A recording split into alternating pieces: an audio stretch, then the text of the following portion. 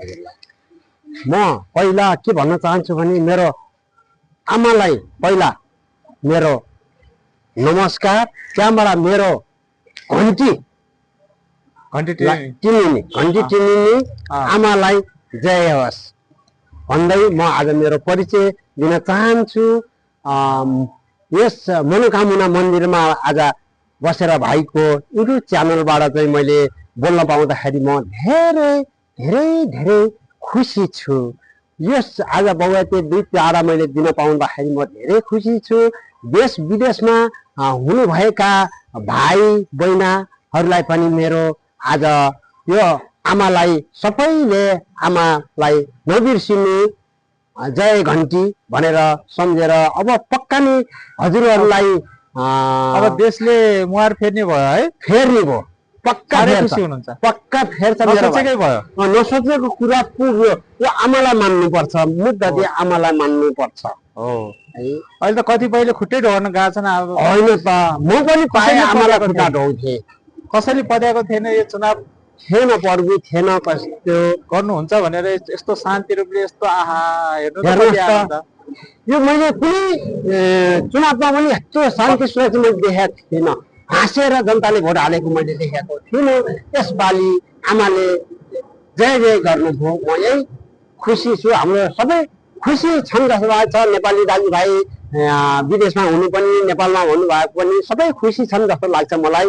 र आज मैले हजुरहरूसँग यो युट्युब च्यानलबाट बोल्न पाउँदाखेरि म धेरै खुसी छु। यो युट्युब च्यानललाई खुसी छ, यो युट्युब च्यानललाई लाइक सेयर गरेर हजुरहरूले जहाँ हुनुहुन्छ देश विदेशमा नेपालमा जहाँ अन्य कुण्डारमा हुनुहुन्छ लाइक सेयर गरिदिनु होला भन्न म चाहन्छु। अर्जुन लोक खैँचडी भजनको हजुर नाच्ने मान्छे है, नाचेर सारा दुनियाँलाई रमाउने, सारा दुनियाँलाई रम्चाउने मान्छे पनि हो एक किसिमले।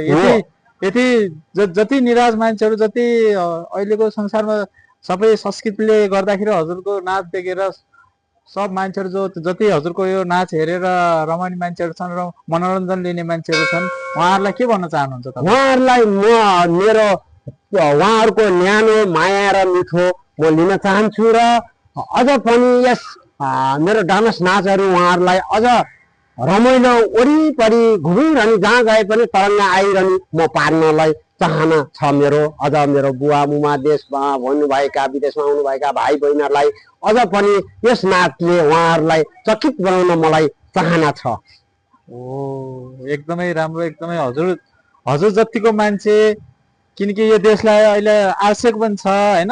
अहिले यति खुसी हुनुहुन्छ कि यति अझै पनि हजुर चाहेको खण्डमा अहिले पनि तपाईँले देखाउने जो कला छ नि, हजुर त्यो कला देखेर हाम्रो दर्शकबिनहरू जति हेर्नुहुन्छ उहाँहरू छक्कै हुनुहुन्छ क्या। अद्भुत शक्ति छ जस्तो लाग्छ। तपाईँ जति नाचेर नथाक्ने होइन, हजुरको त त्यसरी चिन्नुहुन्छ। हजुर मलाई देश विदेशमा भएका भाइ बहिनी, नेपालमा भएका बुवा मुवा वृद्ध अवस्थाका आमाहरूले आशीष दिनु भएको छ, मलाई आशीष दिनु भएको छ।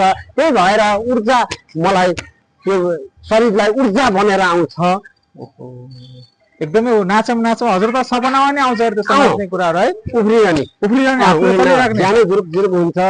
र अब म के भन्न चाहन्छु भने मेरा नेपालमा जति पनि हुनुहुन्छ खैँचडी भजनका साथीहरूलाई, कलाकारहरूलाई, गुरुहरूलाई यस भजन चाहिँ लोभेर नजाओस्, जागेर आओस् भन्न म चाहन्छु भाइ।